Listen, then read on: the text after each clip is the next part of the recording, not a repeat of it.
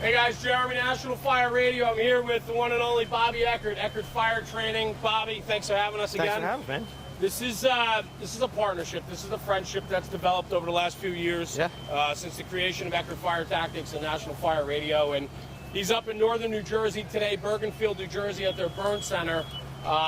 Great little facility here, a lot to offer in a package here that they can bring to the table. A lot of things happening today, Bob. We're going to walk through it with Bobby, and he's going to give us the rundown on the different stations and the infrastructure and the experience that they're doing. Bob, talk to me about it. So this is our Takin to the Streets mobile pop-up fire conference. It's 16 skill stations, broken down in 2 days, and engine and truck. It's all about, building a firefighter's confidence, refining basic skills, and just, putting yourself in situations, pushing you mentally and physically, and putting you in common fireground situations that, put you through them and, get your reps and paces and, There's something to be said, like every time that I come to one of these events, this Taking It to the Streets, it is as real as they could possibly make it on the training ground. Yeah, so what Taking It to the Streets name is, our whole thing is to bring the street to you, real fire. So, we build our own props, we put some obstacles in place that are reality on the fire ground, and, it's a team effort. Collectively our whole staff gets together and what can we do here, what can we do there, and each instructor is assigned to that station. They make it their own through their experience. And it should be said, your instructor cadre is made up of guys from all over. All over, as we're in North Jersey today, as far as Sacramento Fire Department. I got a guy. So West Coast Steve's here, and big, small, urban, suburban. We like to bring that skill set in because we want to be relatable to who we're teaching.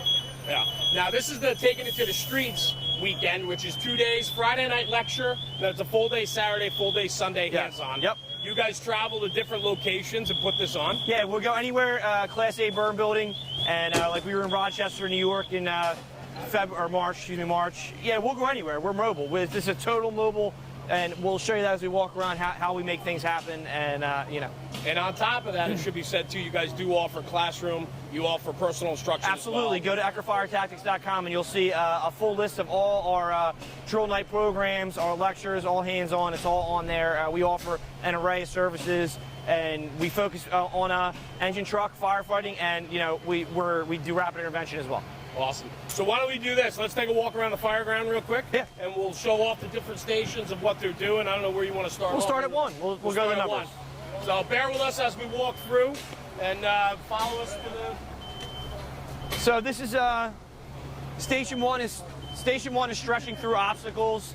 It's a hose stretching class, obviously, where they're going in live fire. There are a few obstacles that we built inside the building, in the hallway, not in the burn room, in the hallway, that the participants face, and they have to overcome it while stretching the line. As you can see, we try to build a street as best we can. We try to give the reality of what it is. This is our hose prop as well. It's a little different than everybody else's because it pumps itself. So it's pre-pipe, pumps itself, patent pending. And with our gracious partnership with Elkhart Brass, best nozzles on the market. I don't get paid to say that. We got Elkhart nozzles going here, the XD, and we got a smoothbore 15/16. So just so they can, see what's both. And this station today, they're focusing on not only the initial line, but a backup line, and kind of coexisting together. I was chatting with you guys before, and they were talking very much about that. What I like is, every time I see one of the stations, and I go over and I lend an ear to listen, they're instilling the confidence in the instructional methods to talk about line placement. It's not just put the line in, get the line stretched, and get it to the fire. They're talking about backup line position. Sure. They're talking about proper positioning along the line, right? And they're letting the students, if you will, learn as they go. Yes. And it's a real good give and take. Yeah, it's all about the perspective of, again, everybody's operational reality too. So everybody's got a different perspective and brings that to the class. And that's one of the cool things about this is you get people from all over. There's guys from Indiana here today, in New Jersey, which is awesome. So, they're able to, work, and we just flat pack everything, and we offer, if they want to pack it Minuteman or Trifle, however you want to do it, but we keep it flat pack, keep it easy, and just roll, because you show it doesn't matter how you pack your hose. And if that's your operational reality, just learn how to pull it, and it'll deploy easily. Yeah, and so for Station 1 with the fire attack hose line advancement, we should talk, Chris, maybe just pan the camera. When you look at the training ground setup, it's set up realistically. We got cars in the street.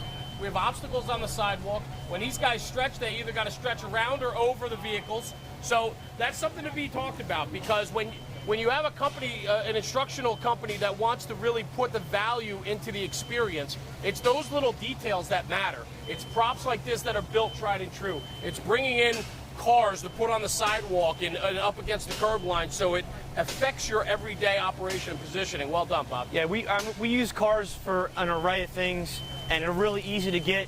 Just call your local junkyard and let them know it's for fire training, and they'll drop them off. You just got to be able to know how to move them. But we don't only use it for engine.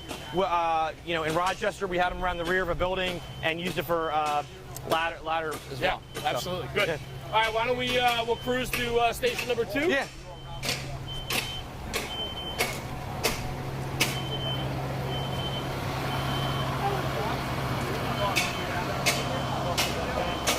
So just bear with us with the noise. Obviously, we are on the training ground. We'll go over here. Go over here so you can. We can just get the picture of the prop and so on. Go So station number 2 is our Vent Enter Search Funhouse.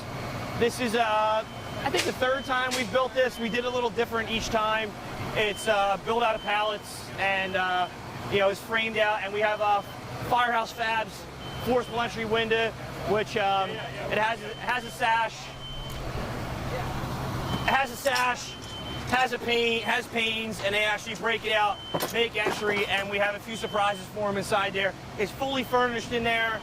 We just trash picked the 2 weeks leading up to it. It was in my backyard. My wife loved it. Garbage night. Yeah, so it's and we got a burn barrel going there. That's it. Real smoke. We try to use real smoke as much as possible.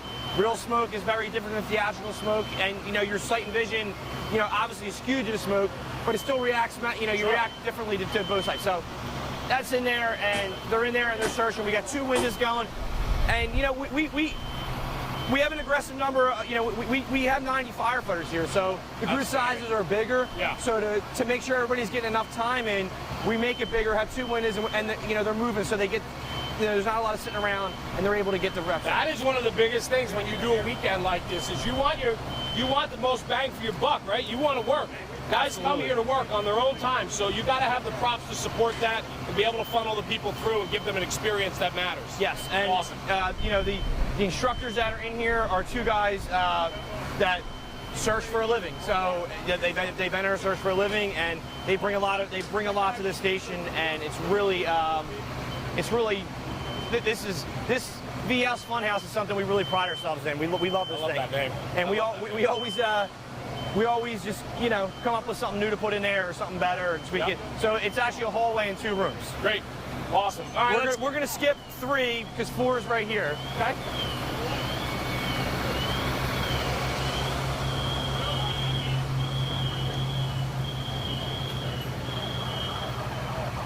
So here now, they're just we're going to be swapping. Yeah, we're going to be rotating here in a couple minutes. So this is 4 forceful entry, conventional forceful entry, and it's we have 2 door props, same door prop, forcible doors. His thing's right, his banner's right here.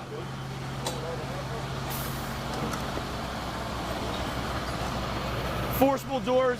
Paul, in my opinion, makes the best door prop on the market for two main reasons. Number 1, it's easy to move, and number 2, it has a tension bar on the side that you can tighten down to keep a tight gap. Right.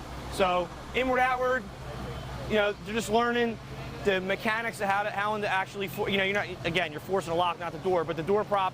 This one keeps it real, keeps it tight, a tight gap, and then tomorrow the students will be put to a test in a blind forcible entry situation. Nice. I like that. You know, forcible entry is great in the parking lot, but tomorrow they're going to put it underneath some conditions. They're going to give you some smoke, some fire with that door, so that you got to pay attention to what you're doing and do it in limited visibility. So makes a big difference. Mike, how are you, brother? Hey, nice to see you. Good to see you, brother. Good. So Good. this door is a little different than a lot of other people's. It uses PVC, and we're able to give multiple levels of strength. Right. And it's actually in today's world, since wood is like gold, PVC, although the price did go up a little bit, PVC still is cheaper to work with, so it's a godsend. What I like too, though, on this form is that you can go easy in the beginning with one tube, but then you can keep inserting different size PVC pipes into each other to make that a firmer fit. And the cool thing about the PVC, it flexes like a real door. So it really gives that realistic, feel to it when you're using. This door is awesome. It's, nice. Yeah, we just got another one. So good. Yeah. Awesome. Cool. We're gonna keep walking. As the crews are rotating now on the training ground, we're gonna rotate over to the next station.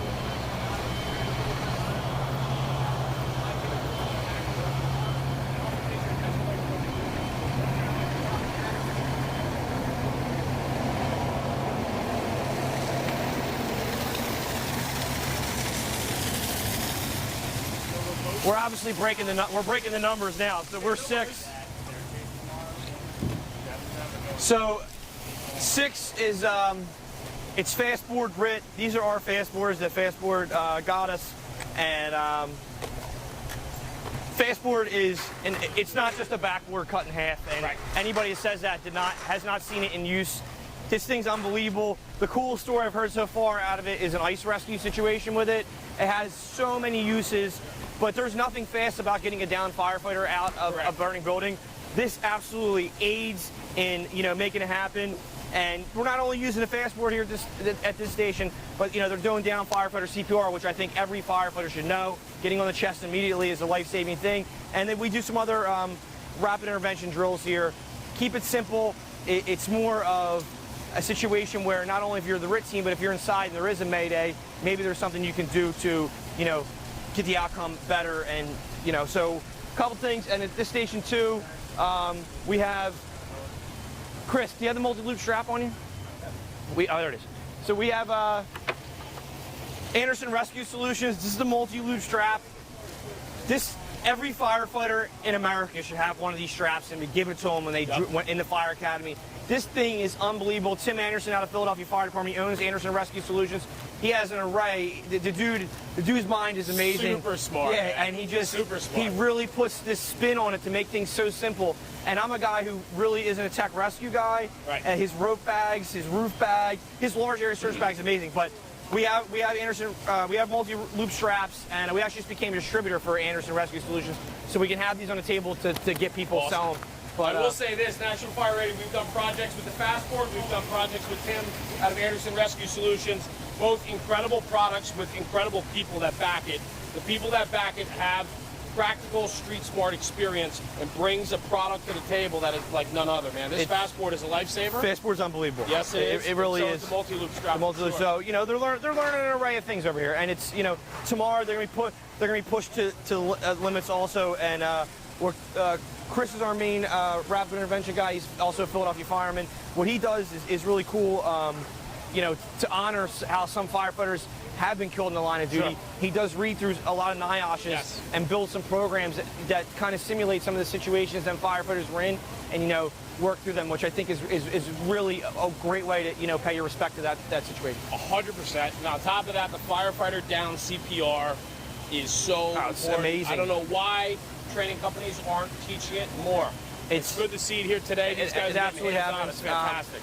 Mike Wolfschmidt, it's on Firehouse.com. He just wrote a really good article about down firefighter CPR, and I'll tell you what, I'm not lying, it's the best class I've ever taken. It really is, because it kind of hits home what you can do to save a down firefighter immediately. Absolutely. So cool. We'll shoot over here to ground ladders. Let's walk over this way. So it's just a basic ground ladder class. That's a good setup. Stay here. Yeah. Basic ground ladder class, and what we do is if you have a ladder truck and you bring it, we give you 4 free spots in the class. We can use your ground ladders. I don't have any ground ladders, unfortunately. Got it. So we're gonna have to work on that. Dual safety. I would love to get some ground ladders from you if you're listening. Wink, wink. Yeah. So beam raises. This building's pretty cool because there's a tight alleyway right here, a tight alleyway right there. So they're able to, be in that tight confinement, and just go over basic ladder raises, 1-man, 2-man, but mostly 1-man. You know, we're going to show you how to throw a 28 by yourself because, listen, staffing is a serious. Watch your back. Absolutely. So, you know, to have that, it's really good. I think a lot of the conversation too is train the way you work. Absolutely. You know, if you run a 3-man engine, don't do a company training event and have a 6-man engine do that pull or stretch ladders because it's not realistic, right? It's not, and you know, I feel like I bashed the Fire One program, and I really don't. I just wish they would make some changes to be more, you know, cognizant of people's reality where they're at. Absolutely. You know, everybody in that class is coming from different walks of the fire service. You know, so yeah, I mean, we try to keep it. You know, again, this weekend's all about building your confidence and building it through repetition of doing things and operating by yourself. So that, you know, we try to put that together in the ladder class. And honestly, you'd be surprised how many firefighters here weren't shown properly how to raise a ground ladder by themselves. So this is the opportunity to do it. I think it's also prevalent, especially in the volunteer system, where they go through the academy, they get trained, they're firefighter 1 trained, and then they get nothing else. Exactly. And that's where events like this matter, because you start to bring some more common sense, street smart approach to the everyday mundane that they've learned, and then put it to practicality. If you have to throw 24, 28 in the rear because you have 2 guys on your engine or truck that day, there's nobody else helping you. You got to know how to do it. This is the place where you can learn how to do that. Well, and also, you know, just like hose line selection is important, so is ladder selection. Right. So, you know, Sean and Mike are going over the right ladder for the right task and, you know, where you're trying to go. So I love that. Yeah. Good, man. Let's keep walking. We're going to go over here. 8 is right in here. We're able to use, we have a tunnel and a maze we build, but we're able to use, it's an 8 SCBA maze. So, and again, you can smell we're using real smoke. A couple things about SCBA. When I look at pictures of fires, I just see people wearing their SCBA improperly. It's crooked on their back. It's not on right. So we take the SCBA, we dumb it down, we break it down, and just like it, we teach it like Fire One. We show you how to put it on, show you how to wear it properly, understand, you know, placement on your back, understand straps, all that stuff, and you know, you're doing your fire gloves on, you're building memory. You'd be shocked at how many people don't put the time into their SCBA, and that's the -- thing keeping you alive inside a burning building. I agree. So they're doing their quick mask up drills with gloves on. They're going through some disentanglement hazards here and just working through some situations. And at the end, they do the hot bottle swap, and that's just a confidence builder. You know, swapping the bottle out while you got to hold your breath, and you know, just working through.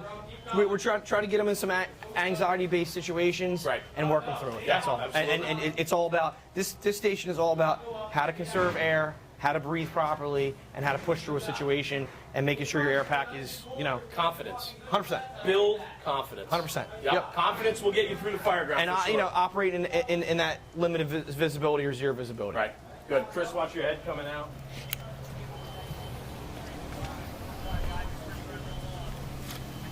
Watch that puddle.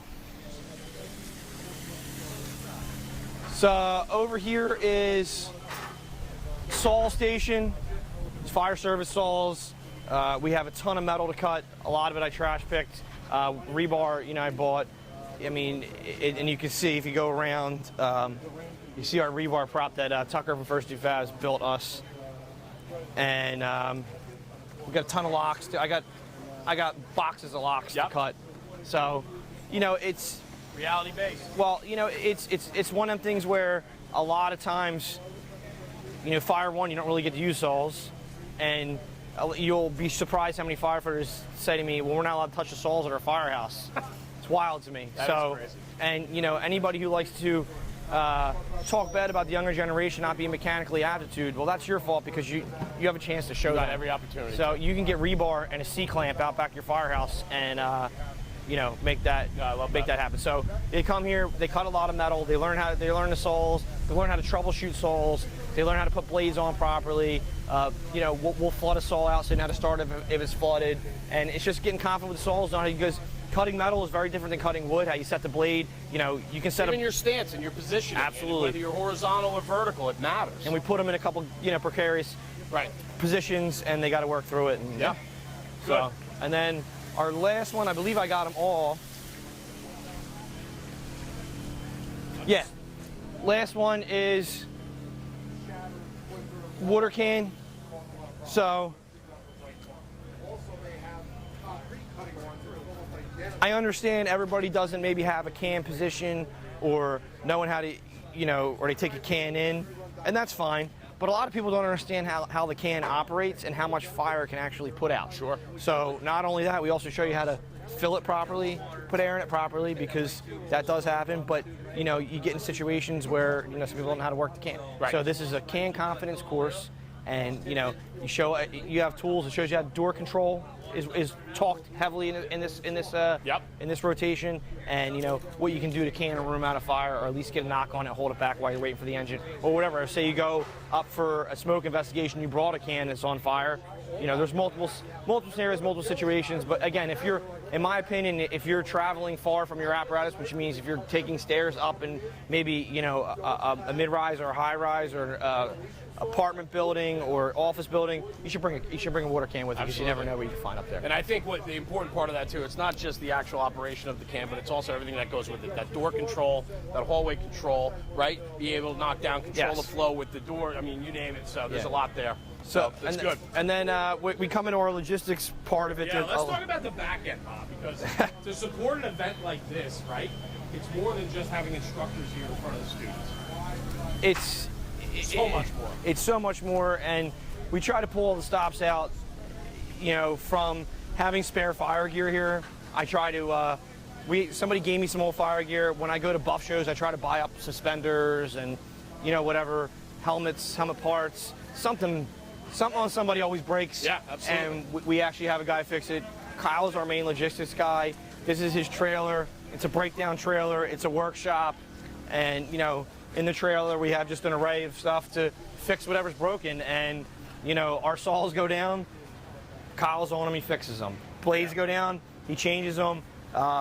It's funny, we always laugh, because, there can be a lull, and then all of a sudden you run around like a maniac trying to get fuel and all that stuff. So, we take the logistics part of it very, very, very serious. Leading up to getting material, wood, plastic, everything. There's 107 sheets of plywood in my trailer that I've scrounged and Craigslist and Facebook Marketplace because of the price. We got hay delivered.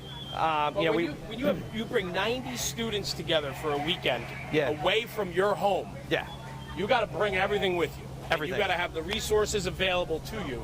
So being able to have a trailer for breakdowns is saw maintenance, right? Having a spare parts for equipment and gear allows you to keep moving. So that the student, it's all about the student. Absolutely. There's people that pay money out of their pockets. It's $550 a spot. It's $550 a spot for a lot of reasons. And equipment, material, fuel. I mean, saw blades. We've already chewed through 10 saw blades. So probably. And it's not even lunchtime yet. Right. So that a lot of that goes in price. But when somebody writes me a check or sends me a Venmo or hands me their personal money, I really put a lot into that, and I want to make sure you're getting the best fire experience. So, the ladies that work, I can't say ladies, but my wife says that, the gals that work for me, my wife Bryn, Marlena, Kate, they are behind the scenes leading up to this. I mean, they're feeding firefighters, they're housing them. They're housing us, housing the instructors. Today it's 90 degrees. Tomorrow's 90 degrees. Yep. So making sure that everybody's hydrated, cool, first aid, all that. We got everything covered, and it's a great opportunity, to have, we got Strategic Safety Dynamics sponsored. Yeah, you do have vendors. You welcome vendors to the event too, right? Vendors are free. Right. I don't charge for. I can't take your money if you want. That's not how I roll. So if you want to be a vendor, come on out, set up a table, make some money, sell your product. We're a small business. We want to help out other firefighter small businesses, but it's Strategic Safety Dynamics. They got their Vanguard glove over there, which is amazing. They're selling them today, and they were able to. We offer 3 different sponsorship levels, and they picked the package, and we used the money that they gave us to purchase the water and snacks for breakfast for the participants. Awesome. Well, it should be said, right? We ran through 8 stations today. You have 8 different stations tomorrow. I do. I can just walk over to one's built. I can go show that to you if you want the yeah, we can do that real quick while we're going. But where I was going with this is, it truly is an experience for the student, the person that chose to take their own time and money to come here. Yes. And you guys do everything you can to ensure that experience is top shelf. 100%. And we definitely have learned as we've gone along with this. You know, shit happens. Yeah, of course. So you know, like we've had air issues, we've had stuff break. You know, we've had you know, thankfully nobody injured or, you know, or hurt, but you know, we've made it happen, and you know, it's with the people that are on my staff. Yeah. That just put in the work behind the scenes. I mean, we were here all day yesterday building and making sure things happen. But yeah, it truly is an experience.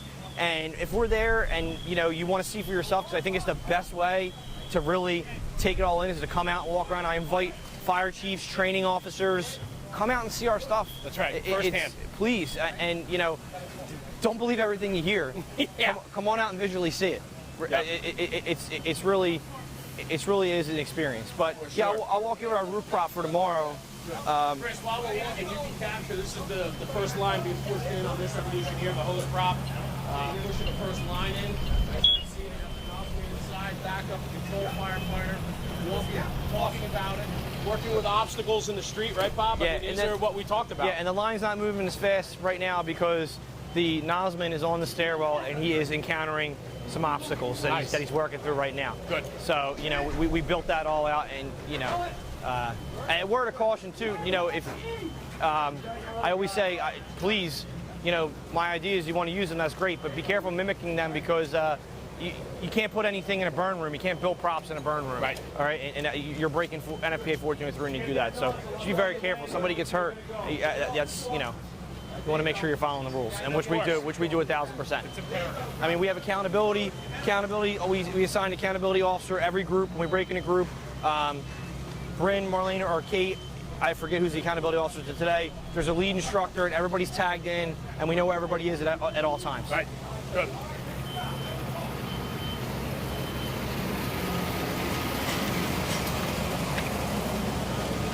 This is our roof prop. It's a collective brainchild of a few of us, and basically there's a cockloft in there, and we burn hay in the cockloft. So it's positioned in a way that when you do cut the roof, whether everybody gets a flat cut, everybody gets a peak cut. When you cut it, there's fire. Sure. So you're actually cutting a roof with fire under you. So it's built this high for a reason, because if there is a situation, we can push you right off it and you're fine. Right. And you know, there's 2 instructors here tomorrow, safety line, and actually 3 instructors. And you know, you're cut, and it's going to be. This is a fun station, and I really think the participants get a lot out of it. And you know, the best feedback. We always send feedback. We send a survey monkey out every class. But, right. The best feedback I get is when I get an email or direct message saying, we had a fire, I did something I learned from your program and it worked. I want to thank you, and that's the feedback. That's we want. it, man. That's it. There's no. I mean, that's why we're here. That's why we're doing it. Good. Good. Well, let's do this. Let's walk away from the engine. We'll wrap up. As we just did a tour, Chris, we'll walk back this way a little bit in front of the building, and we'll just wrap up, Bob, real quick.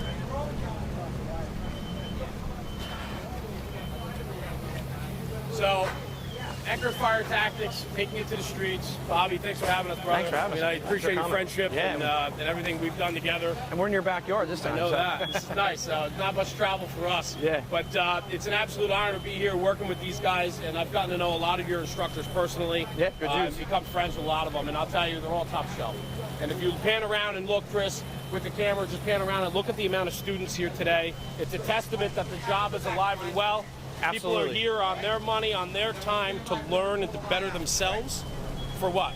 For the mission, right? Yeah, I mean, that's all that matters. these guys, these ladies and gentlemen are hard chargers, and it shows, and it's great having them. And, and for the ladies out there too, we also take consideration and get you your own bathroom. We do. Nice. It's you know it's details like that matter. Yeah, so. Yep. For sure. So, you know, check us out, EckertFireTactics.com, Eckert Fire Tactics LLC on Facebook, Eckert Fire Tactics on YouTube, and I'm still always going to be Eckert_335 on Instagram.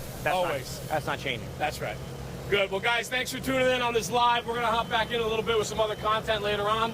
And Bob, good luck with the rest of the weekend. Thanks, guys. And if you're in the Bergenfield area, New Jersey, stop out. Check it out for yourself. See it firsthand. Might just make you want to be here at the next one. Jeremy with National Fire Radio with Bobby Eckert. Thanks for tuning in. Bye-bye.